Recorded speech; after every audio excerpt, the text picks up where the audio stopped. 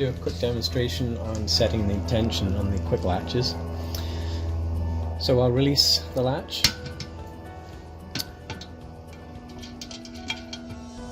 undo the tension on both nuts, hold the lid in place, push the latch up until it catches, put a little bit of downward pressure on the pin,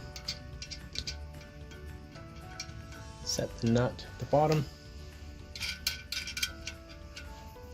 retighten the locking nut on the top,